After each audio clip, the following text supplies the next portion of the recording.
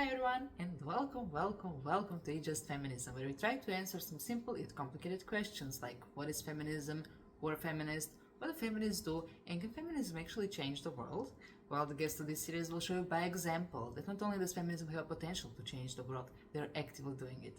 My name is Aurora, I'll be your host, and joining me today is Maria to talk about the importance of reclaiming the right to feel anger and to scream. Before we get into it though, I just want to remind you that this is a safe space, so any type of violence or hate will not be tolerated, but you're more than welcome to share your own opinions, thoughts, experiences, and similar. Also, if you enjoyed watching this, make sure to leave a like and maybe even subscribe so you don't miss on any future episodes. Now, let's get into it. Thank you for meeting me for this project. It's exciting. Some feminist projects always exciting.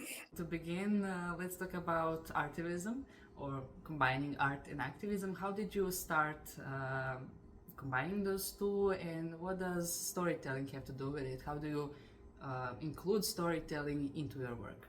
I don't think I ever combine art and activism. I don't see it that way, at least. I do some activism when I can, and I join some in a way like all movements or actions or something. And I do my art, but obviously my art is my way of share, I don't know, my concerns, my thoughts. It's in my language. I talk through the art what concerns me, but it's in a way it's a bit like a slow language because there are many things happening, many concern raised or issues, and it takes me a lot of time to think, to research and produce the work. That's why maybe I see like art activists can be much more reactive. My art is a bit with a slow speed and needs kind of a production and thought through. But I do in my artistic practice talk about some issues. Oh my God. I just saw like on my window stork was flying. Big. Wow. That was amazing. Sorry, first time I see like that. What I was talking about. Yeah, so I touched some kind of a topics which like I don't know, for example, like some feminist concerns or unpacking kind of objectification of women or some kind of issues around women or more like giving the place to the voices which maybe don't have that kind of a platform. So I don't know if it is activism really. I feel like for me they are slightly divided because I don't see myself as an artist. I can be that quick responsive on what is happening and what needs to be done, what deeds needs to be done, like the like as an activism. I think storytelling is a quite big part of my practice in a way. Through some of the works I do try to tell stories, and quite often it's someone else's story. Sometimes it's mine as well. It is can be in a very different also forms. It can be on in the forms of images, in the forms of combination of images and text or any kind of different mediums. But I kind of, especially the last few years, this really was a lot of, not all of my work, but a lot of work focusing on, so can be called like micro histories or stories of like some unknown people or getting to know the stories or some ordinary people or some communities. Like I guess the main idea behind that, if kind of a summarize, is to offer some slightly different, maybe alternative, maybe more from different perspective, story of some global events which might be known.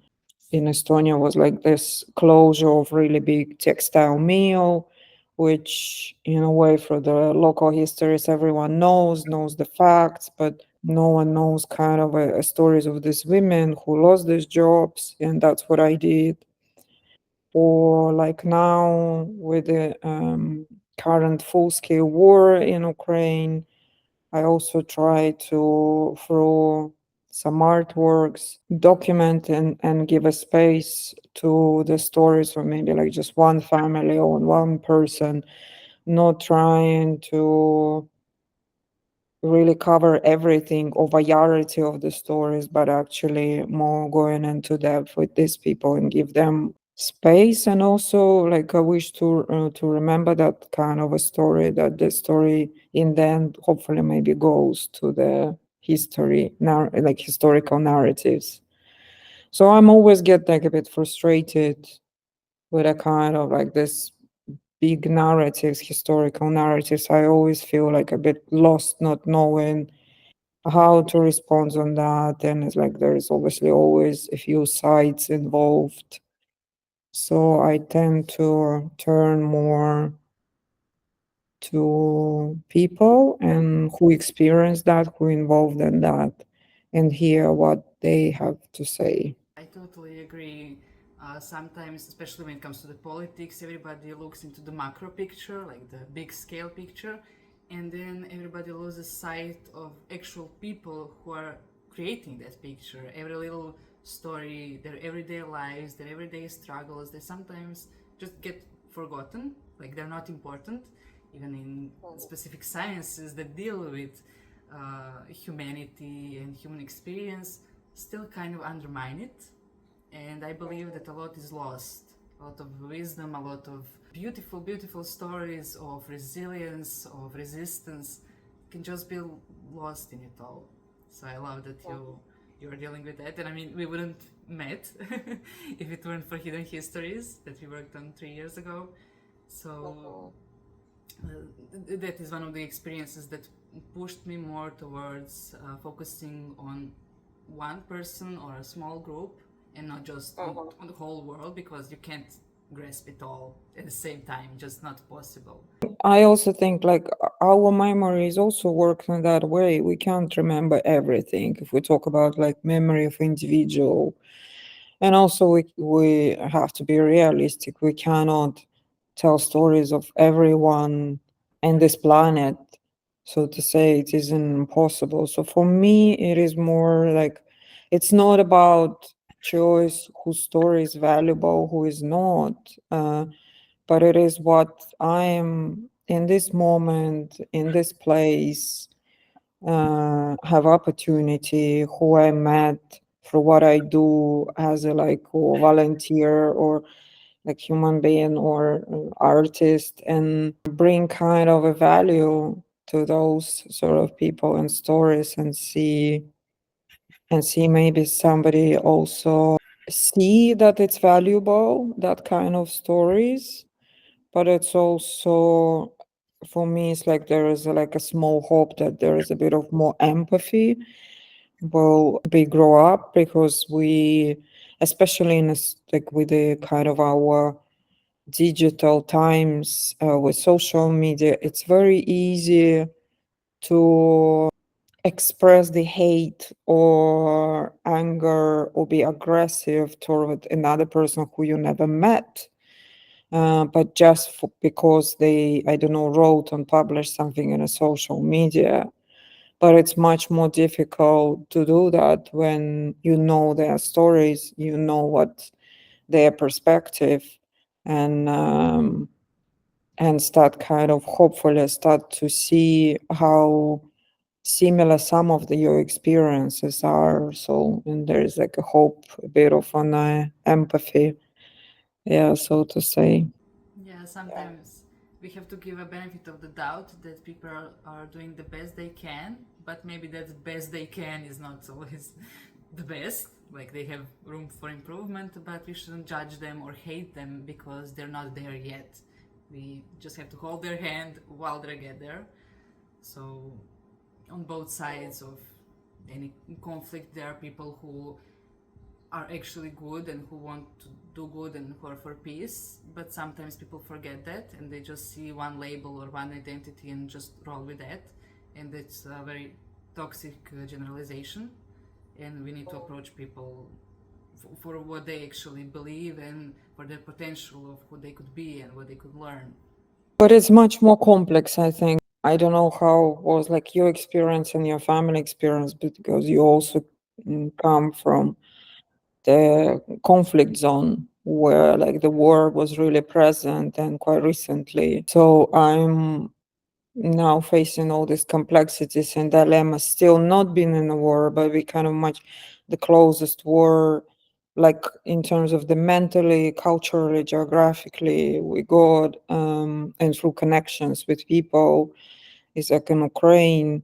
So it's very difficult really to say, oh, we should understand like, both sides when actually sometimes this anger, the Russians who fighting now on the Ukrainian land, I don't know, to die or something. It's like you realize like you also have that in yourself, and many of us have, but we just doesn't acknowledge it or didn't realize that, and it's very hard to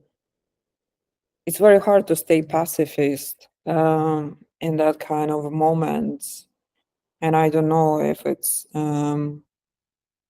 pacifism is a really solution. I'm questioning that actually quite a lot, because before I also was thinking, oh, I'm rough pacifist, like no arms, no anything. But now I'm not sure what's the solution when it happens something like that. So it's difficult. Yeah, it's different when it's just a theoretical, philosophical question, and when your own life and the life of your family is on the line and you have to protect them. So it can get tough, and I don't want that destiny for anybody, to have to make that choice or to face that reality of having to take arms into their arms and try to defend themselves, or even worse, be aggressive in a proactive type of way. It's hard to draw a line and to say who is then good or bad afterwards, but we should. There are some bad ones. There are those who are actually powerful and who decide if the war is going to happen, and we have to hold them accountable. They're the ones who are destroying other people's lives. I feel, of course, like any conflict is seen from different perspectives, and some people like saying, I don't know, even if we talk about like Russian Ukraine, like some people believe that Russia has the full rights to do that, but actually, like I see it as many other people see it's just another, unfortunately, colonial war, and the people, the power in Russia, they just kind of believe in their narratives and believe in that they have a right to just occupy and take the lands of another country. So yeah, it's very difficult. Yeah. That's a whole thing of those who feel entitled take to take away or to occupy or to imprison or whatever. It just, I can't wrap my mind around the fact that there are people who really believe they have that right. Like how? That's why it's like I see this kind of beliefs really tight connected to patriarchy. So it's mostly like the patriarchal mentality, which mostly is done by men, but there are also some number of women who thinks the same, but more like influenced by that. It's definitely like this problematic of in terms of believing in a power, in a like the strongest win. It's all this kind of patriarchal narratives, and so that's why for me it's like the fuck the patriarchy. That's like the core of the message, which should be around the world, and maybe that's with reducing an influence of patriarchy, we have a bit of chance maybe to improve somehow this world and our place in it. I totally agree. The patriarchy and the nationalism together, when you combine those two, like, war is inevitable. Because when somebody feels that strong sense of pride and the need to attack or protect or whatever, they will find excuse to do it. And we don't need that, I believe, as a society. We should move past that type of behavior. I've seen it lately like a discourse, oh no, the feminists want equal rights. Well, the next time a war outbreaks, we're gonna let only the women fight for the first 30 days so we can see what it will look like. Like, no, probably in those 30 days, those women will sit down and find another way to do it because we don't have to die. Equality is not like, oh yes, I want to also bear arms and kill people. No. Like, we should move past that as society. Yeah, that's true. One of the things you mentioned is the textile workers, which I agree in Croatia too. Every time a factory closes down, hundreds of women lose their jobs, but nobody talks about them, nobody mentions them, nobody remembers them because it's not important. Those are just women, it's just textile, even though it's the second biggest industry in the world, second biggest also polluter in the world, which is funny enough. But textile for you personally is very important, and it pops up in your work as a motif or as a way to actually convey a story. So you have a book that's called Dream, that's wonderful yet unclear, and now the exhibition 3000 kilometers and 300 meters. So can you tell us a bit more on why textile is so important to you? How do you use it in your work, and what are the effects of it when people interact with that work? When I turn myself more kind of to different kind of style, but working and thinking about it, I just realized actually maybe it is quite a logical step because I am from the family of textile also workers, like my parents, not like longer generations. But my both parents used to work on that textile mill. My mom was a designer. So I kind of grew up with this bit of knowledge of all this. And my mom was always stitching our clothes and doing some other things. And so for me, it's a quite actually familiar medium. But at the same time, I never been trained to do it like professionally anyhow. So I use it more intuitively as I use any other mediums. For me, mediums is not the place where I'm exploring something and pushing its boundaries. Medium for me is just a medium actually. Like when I get some kind of idea and I think that's would work very well, for example, in some kind of or embroidery or tapestry or printing on fabric, but it's all goes through this kind of conscious, sometimes semi-conscious, but then a conscious decisions, like sort of understanding the history of textile, the practices. So it's all should for me like kind of support the concept, the idea, what I would like to talk about. The recent exhibition I had in Tallinn, it's actually the title of exhibition is Listen to My Scream, Hear Their Dreams. But one of the works I show, which, as you said, title 3,000 kilometers and 300 meters, it's done as a embroidered textile in a quite large scale.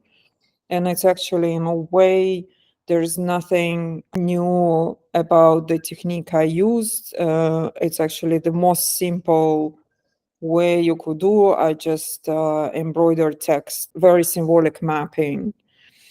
But I did that with the kind of a conscious awareness that is going to take me a long time to do that, to tell this story. And that also by doing that is I'm giving a value to the story.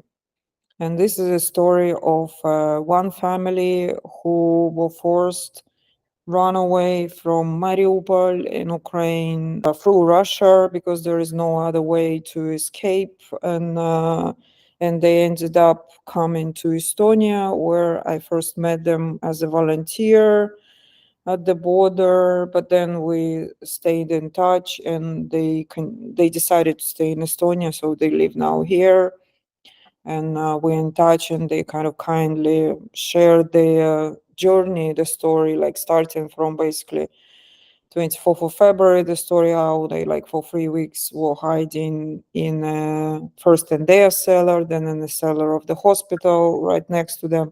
And that's what is the reference. 300 meters is the distance from their home to that hospital, where they spent like 3 weeks. And 3,000 kilometers is basically their journey from Mariupol to Estonia.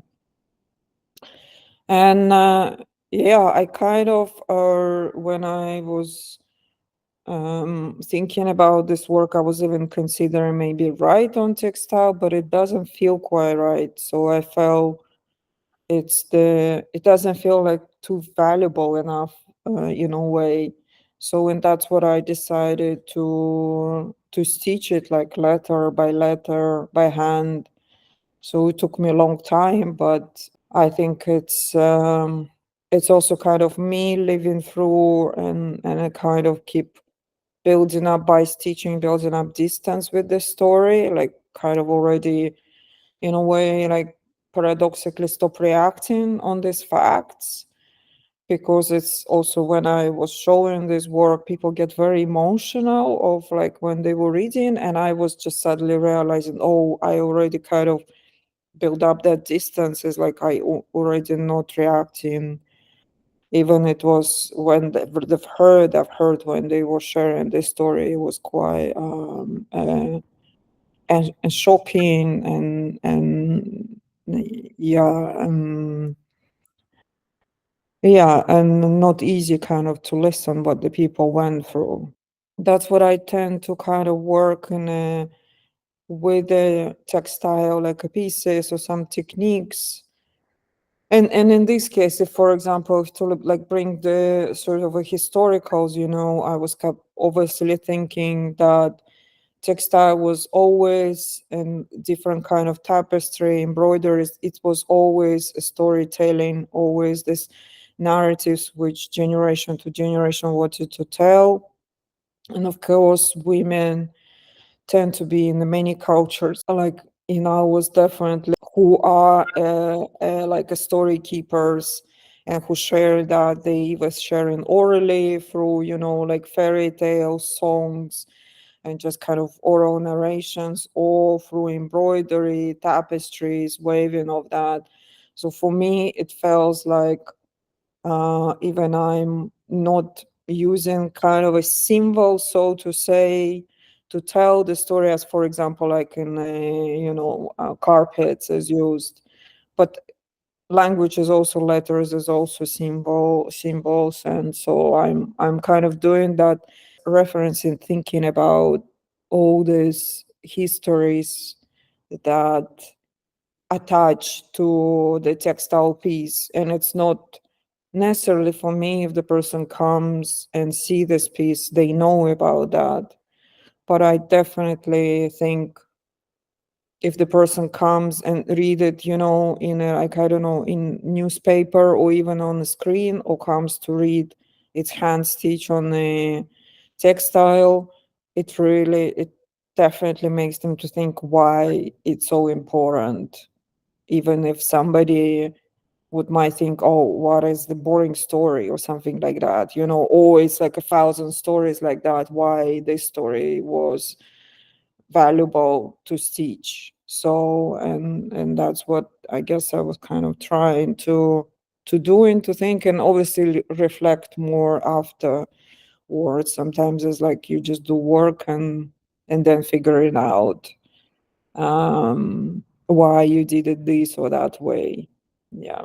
I appreciate that you leaned on the tradition of embroidery, which really for centuries has been a way for women to express themselves, to express their creativity, to express their talents, to pass time, to share stories. Even during wars, it was a way to convey messages, tell people, maps were embroidered in textile that nobody knew about until recently, when historians started to pick up on it. Oh wait, this stitch means this, and this color of the thread means this. So that actually means, you know, beautiful stories of resistance can be shown through textile. And I love, the other day you mentioned on social media that text and textile share the same root of the word. And so I love that you are combining those different ways, and the fact that you're taking time to do it, like it's that meditative process of dealing with trauma and releasing it in the work that you do. So I think that there is a valuable lesson in it for a lot of people. Sometimes you just need to slow down a little bit and take your time and deal with it. Yeah, that's true. Yeah. It's more permanent. You're leaving the mark in a textile. The textile is not the same as it was. The paint can wash out, but once you put threads through it, it's different. Yeah.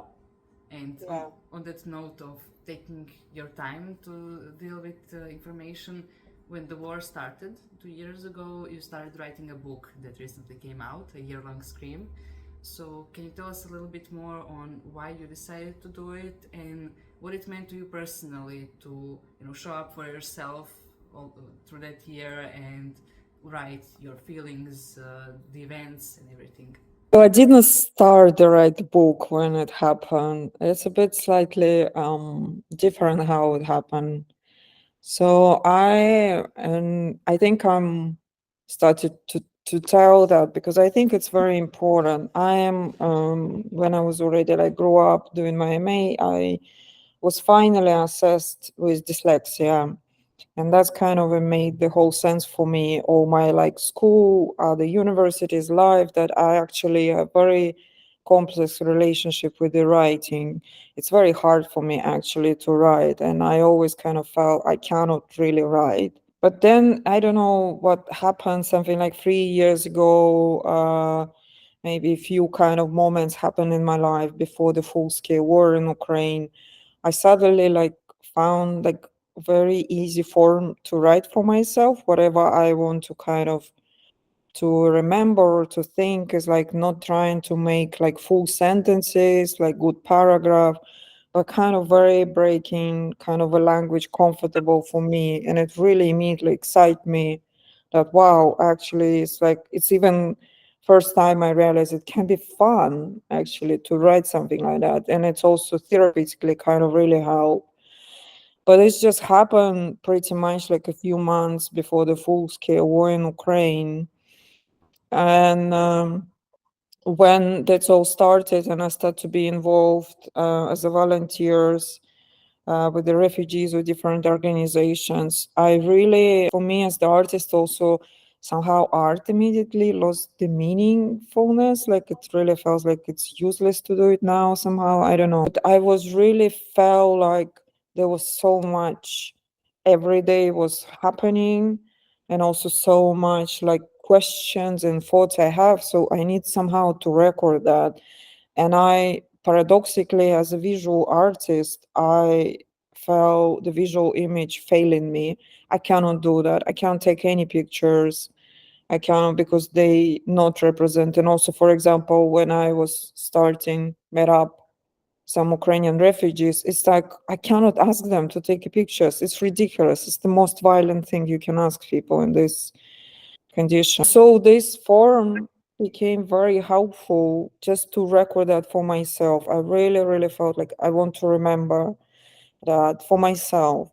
So I did all these writings like truly for myself without like thinking it goes any further.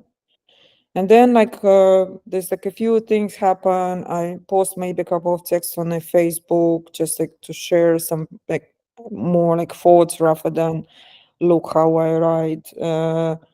Then I had the conversations with a few people, and basically it's kind of I got a few responses and a few encouragement of people that these texts are can be very like valuable, interesting for others to read. And somehow at some point with the like support, kind of encouragement also, Mario Kangro, who is very well known poet, writer, and translator in Estonia, and a few other people, like I decided, okay, let me see, maybe I can actually select the texts which are really like, let's say, start from the 24th of February and see how like how they sounds like together. mostly like what I wrote during that period is not all what is in a book, but I selected which is more kind of a reference into all these experiences and worries and feelings and meetings.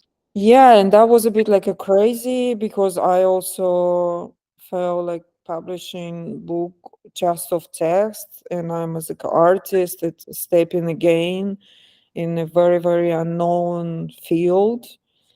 And I was really kind of, and I'm still really worried. There's like, like to call it literature because I don't know, I don't think it's literature, but like publisher, Oppa Publishing, Ot Kagaveri, and a few other people, they keep insisting it's a poetry, but I keep calling them like dyslexic writings because that's what they really are.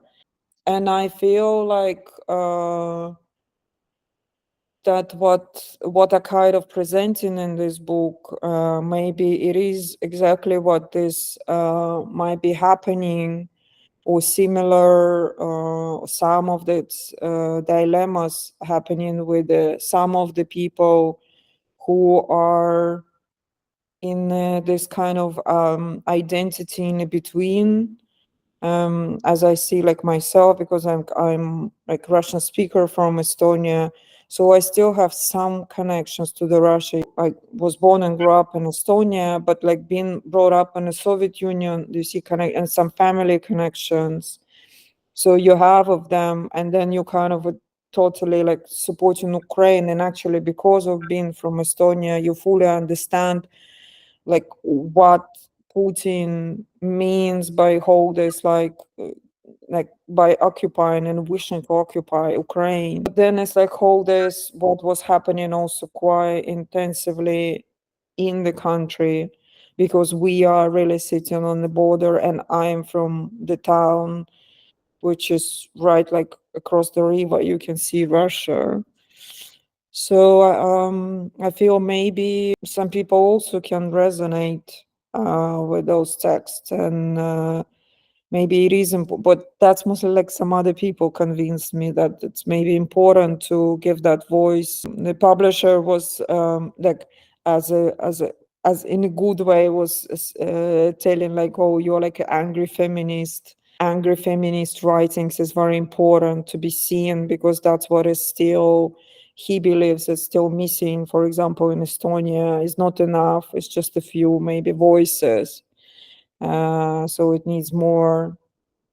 Yeah, and so I decided to publish it calls A Year-Long Scream, but although like it's mostly concentrated on a 22 writings, but there is a few goals in a 23 because I felt like this kind of a continuation and linking some important text I wanted to include. And what is also kind of important to say is the book published in 3 languages. It is actually technically 3 books. Even I write in Russian and English, sometimes not even thinking. Sometimes I write just in one of them. Sometimes I mix them. Of course, I use some Estonian words as well. When we were publishing and working on it, we decided to divide the languages per book. So it make it a bit more easier for the readers to access them kind of without continuously maybe jumping between like pages. And so when it's like a free, where 3 books published like in like English, Estonian, Russian, the same text. English, Russian, I translated myself, but there was like a friend really helped me with sort of proofreading some bits. Estonian, I was working like very closely with the translator Kadri Hallas, who is also a poet in Estonia, and I was very also interesting experience to work and picking up the words and also understanding how with the translation you lose some like language, I don't know, words game or something like a tempo or rhythm. There is no way to translate that. I love that you have this relationship with language that is always evolving. It's either through text that you're inputting on textile, or finding ways to express yourself through text, even though you have dyslexia. I hope that people who are listening to this now, who are struggling with same issues, will be inspired to find ways to express themselves in that way, because oftentimes people believe they can't write because they got a C on their middle school essay, and that's it. That's the last time they try, and now they believe they can do it. But it might just mean they didn't find an actual right form for them. So I love that you created those dyslexic diaries. I find it very inspirational myself, because I've been struggling with the same issues for ages. And no matter how many times you try, I will now write slowly, I will focus, I will concentrate, it does not work. You still get the tip fellers and everything else. So I love that you found ways to work with it, not around it. Also the language issue, which of course, considering that the SSR was, so all the languages were kind of combined, and it's natural for you to use multiple languages in the same time. But then when you have to separate them, it becomes an issue, because people who are reading might not have the same understanding of all of the languages.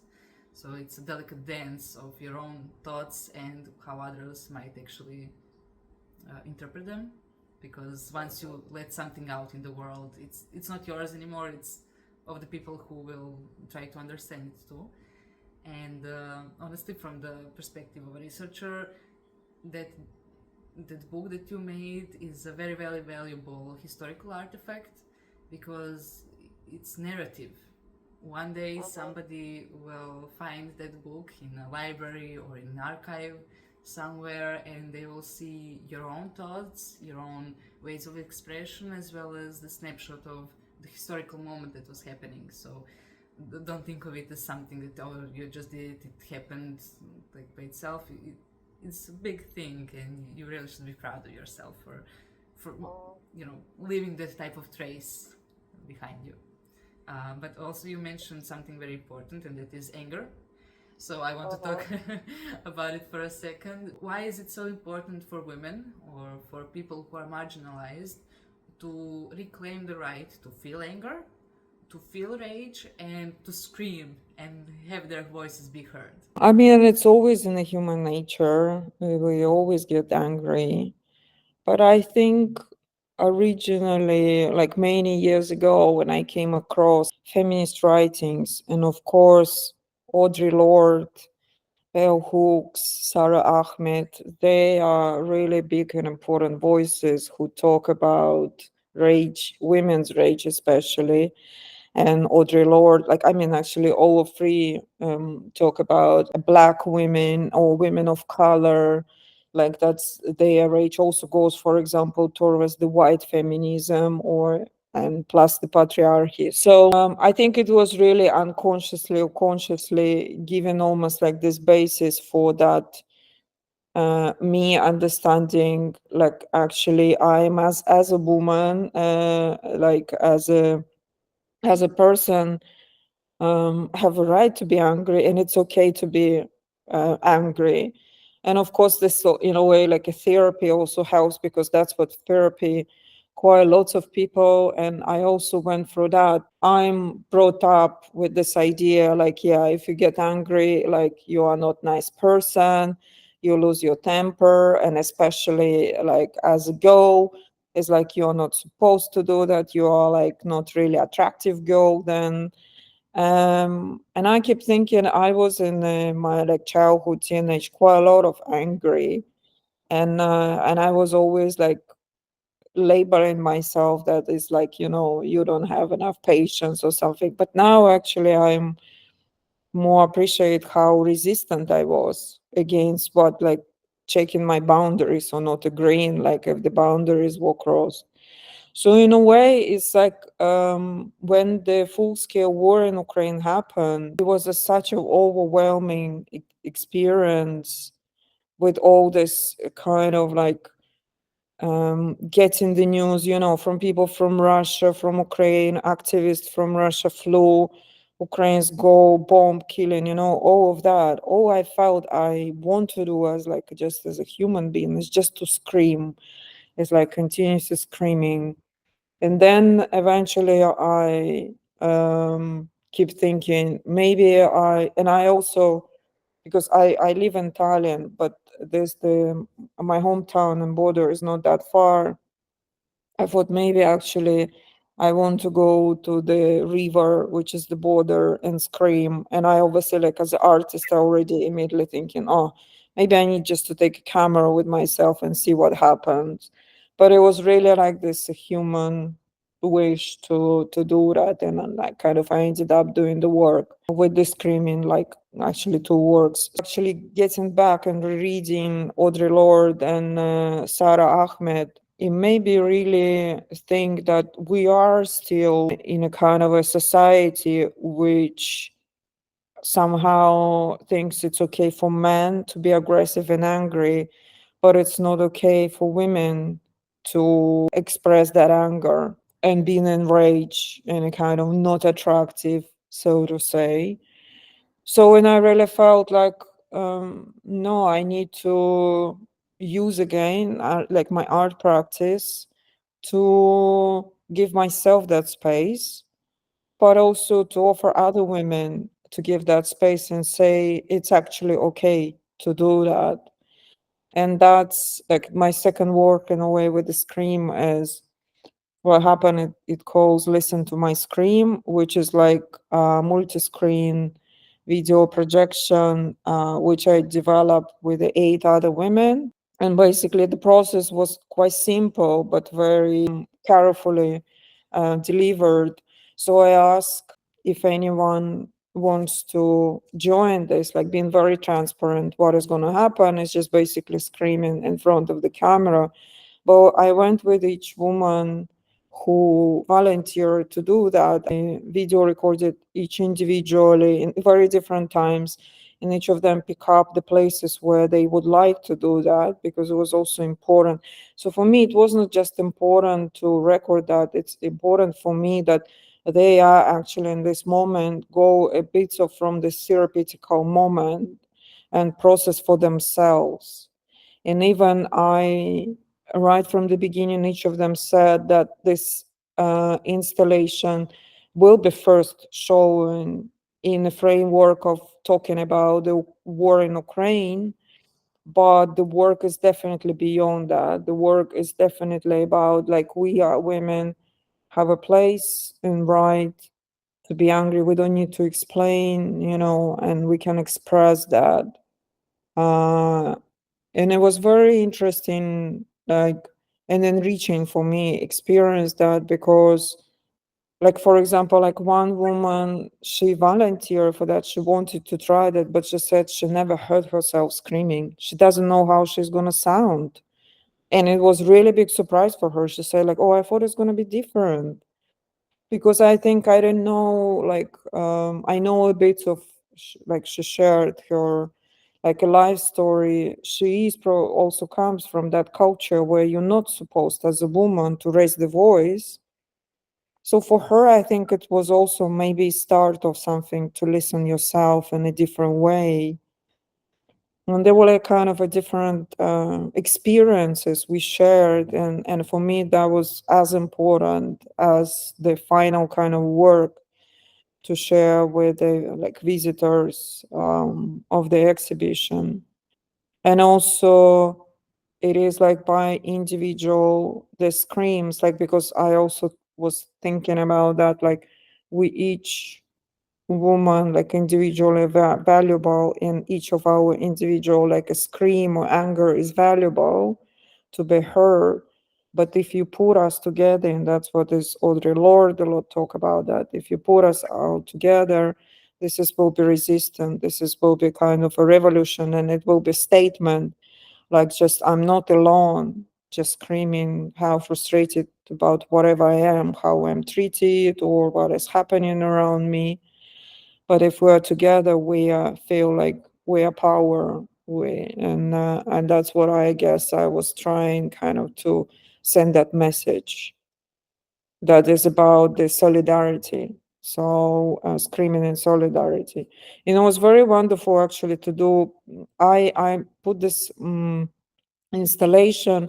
I had actually exhibition in Italian. It calls Dragoni Gallery, and it sits in Old Town, and it's the quite narrow street right opposite of the Russian embassy.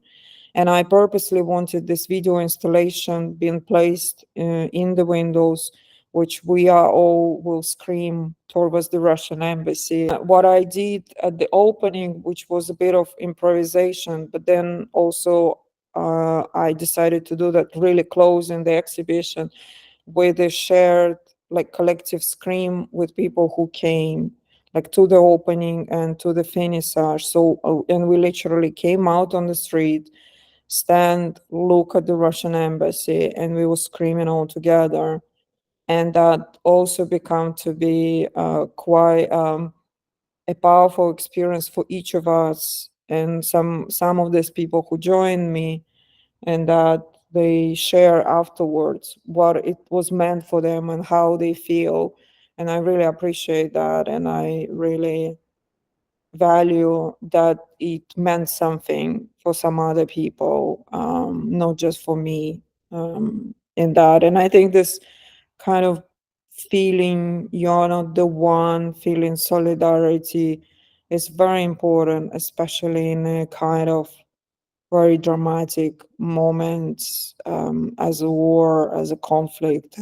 That's beautiful, and I love that the women get an opportunity to explore their own voice through screaming, that you led them through that process. I saw the footage of the closing ceremony screaming, and what I noticed was how embodied that action was.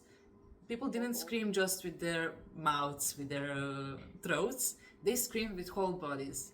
And that was a very beautiful cathartic thing to see, because you can see that the emotion is like going through all of their parts of the body. They're deeply feeling it and they're releasing it out, and they're being loud, and they're being unapologetic about being loud, which is not something that many women allow themselves, because we are raised to never raise our voice, only scream when you're in danger, even then nobody will hear you.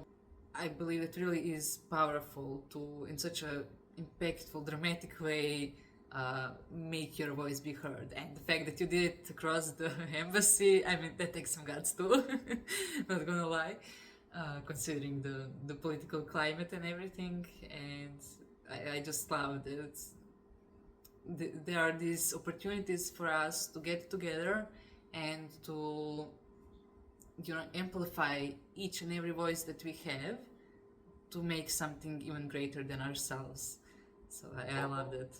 Yeah, thank you. When it comes to the things that you yourself read, you mentioned Lord and Hooks. What other books or exhibitions or music and similar that you turn to for inspiration for your work, or just to, you know, rest your mind and body after you did the work of, you know, trauma healing or dealing with identities and emotions and things like that? What is something that brings joy to you? Most of readings mine now for PhD, but they are kind of joyful, but they are not really. I mean, including like Sara Ahmed, Madre Lord, and a lot of others. It's very difficult, kind of to say. I mean, the joy mostly brings me is nature, I think, as especially now we have a summer and it's quite very special, very short and very special season to enjoy that. But I think what I can like maybe suggest to other people, I was thinking that maybe there is no point to suggest like specific names, because we all work, think like with the different subjects and the names. But what I would really suggest to everyone's is search for the names you never heard, you never read, and let these names to be women's and queer people and read their stories, even you feel like, I don't know, you're a cis white straight person or something, like it doesn't relate to you, but it really enriches um, the your own understanding of this world. And that's what I do. I try to read as many as I came across. Some I don't know the names, but then I bind the books. They quite often stand on my shelf for some time until I find the moment. And it really important. Also in terms of exhibitions, don't ever ignore, like I would say, women's exhibitions, and again, queer people. Try to go, try to see, try to post on social media about that, even like one story, one post, make it more visible. What I like, Sara Ahmed talks in her writing, she talks about referencing. She talks like in terms of like when you write, it's like we need to reference like the previously who wrote already, like feminists, other feminists who we admire. We need to link to them, so because then it's become to be visible. So, and that's what in a way it would be great if people can do, especially if some institutions, a gallery, put the effort to put exhibition, something around the feminism or like women's voices or queer community voices. Even if you think, oh, I'm not part of it, it's really important to go and see that. Maybe it helps a bit understand what this community, which is not your community, goes through. Of course, there's a lot of names to say in exhibitions, and I mean, if people are going to watch this, depends where they are. Just go and search what's the exhibition are, and if it's a women's exhibition or queer person exhibition, go and see it. Yeah, rather than keep seeing this very well-known man who's like all around the world is like keep showing their works. It's see something new and appreciate that and share with others. I think that would be the best what everyone's can do without even saying they're feminists, but contributing to that. Because that's what I also find quite a lot as developing works like which easily can be read as a feminist. I found like quite often, for example, men not talking about my work, not sharing the work because they may be afraid of like, oh, it's not their context. They're like, oh, it's like this women issues or something. But that's what exactly opposite is needs to be done. It needs to be discussed why it's important, why this person is still doing the work, I don't know, about women issues, if like you live in the same society and thinking, oh, we're all equal. Maybe it's not. Maybe it's important to see another perspective. Yeah, I appreciate that that you called for that type of action to reach outside of your comfort zone or your own identity or perspective and find out something new, because that's how we can have breakthroughs. That's how we can actually finally move from this spot that we're stuck in right now, because if we only have one type of narrative that is going around and only one type of researchers and one type of artists that are recognized and things like that, others will then reproduce that because they too want to be in that same bracket. And we need to expand it. We need to give highlight to people who are doing incredible work, but because of their gender, race, or sexuality, or place of living, or language that they're using, they are left invisible. They're like, oh no, it just doesn't matter. Yeah, you're doing your thing, but no one will care.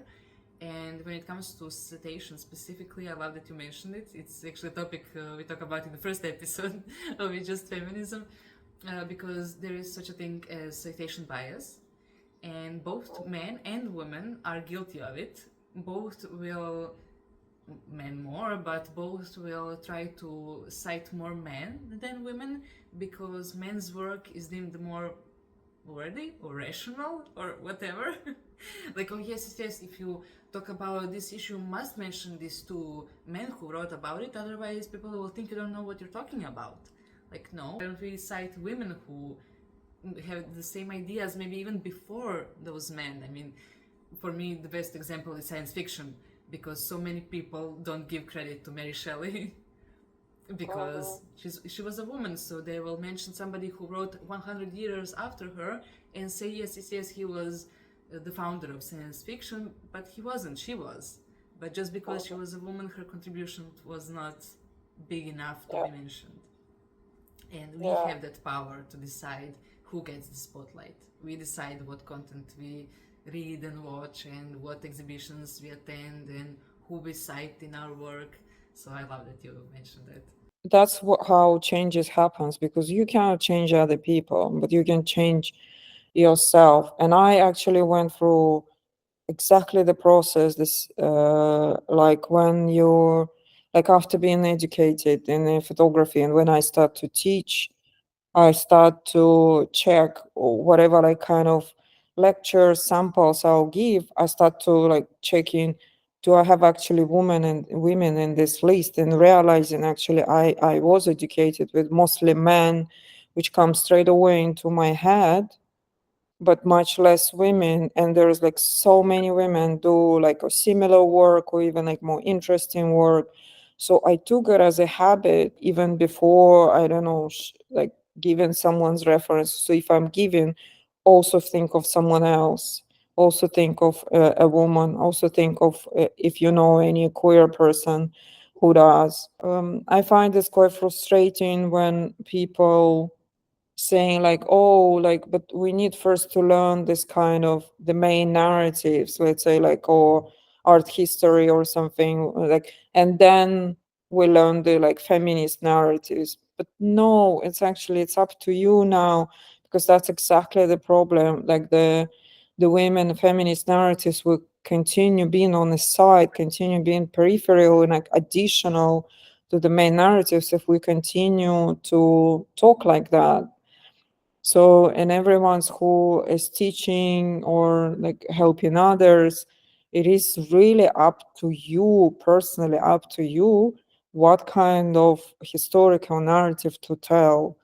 And you can keep repeating what was kind of told this many years, and even you were taught like that, or you can start change it and include more women and give it more kind of a perspective, and what is also parallel happening, like what was happening when these men were getting recognition, what was happening with women, or what actually, there's plenty of stories how men was stealing the ideas from women, and they've been recognized for these ideas, even as you mentioned, like the women in were the first ones. So I think it's very important to do it by yourself, for yourself first, and then offering that to others. And that's the only way we can actually change this, the main big narratives, the kind of like macro history narrations, which are heavily patriarchal.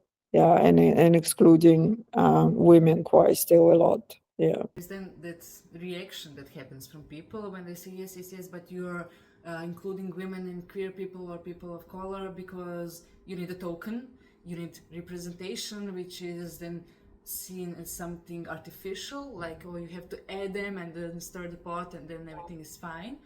But in reality, the normal thing would be to have women's voices, men's voices, queer voices, people of color voices. That's what would naturally happen if we allowed it to happen. What we currently have, or what we had before, was a neutralization of men's perspective. It was only one type of history, one type of narrative, one type of representation that was deemed objective and normal. And now everything else that we try to include in that narrative is seen as something outside of it, something unnatural, an ideology, propaganda, or whatever. And that couldn't be further from the truth. We're trying to just expand that space in which everybody should be included, because all of us exist together. So everybody should have a right to say what they mean and take the space and scream if they need to, no matter their gender or anything else. Yeah, exactly. Gonna happen and with your project also. Yeah. Hopefully. This brings us to almost the end of this episode. So now I have just one more question for you, and that is, if we didn't mention something in this conversation that you wanted to mention, or if you have a call for action or a suggestion or a message that you want people to hear, no matter where they are, what their reality is, now is the moment to do it. If I kind of summarize what we discussed, I think something about solidarity, and I think all of us should, if you even like feel alone, you're definitely not alone, but I think it really helps if people find their like flock, their group of people who can support and share. So I think it's very important, and I think this is where it comes from, solidarity and empathy. So more focusing on that, and also in a way how like my practice also works, what is try kind of to give a message before you judge someone person, like a person for their deeds. Maybe it's important to listen their position and their story, and you might be surprised that your hater changed to the empathy, and you start to understand more. But yeah, it's very difficult to talk about like empathy when the wars are happening, or we haven't mentioned like in the Palestine genocide happening, so and many other things. But I think do what you can, even if it's not like you think it's something small and for one specific person, which is who is next to you. That's already enough, and that's all you can do. I think it's great, and that's also you feel kind of in a solidarity and connection with this person or some other people. So I think connections are very important for us in general. So in a way, my practice is also about that. I am searching for connections, looking for them or offering them. It depends. Yeah. That's beautiful. Thank you so much. I hope that this space too will offer people that type of belonging that we all deserve. And I agree, everybody has their own flock. If you still haven't found it, if you feel lonely, you will find them. Just stay true to yourself, and there will be people who will understand you, who will want to listen to you, who will be empathetic to your story. And sometimes that's the least and the most that we can do, and sometimes that's enough. So thank you so much for being here today with me, for talking to Thank me on you. this.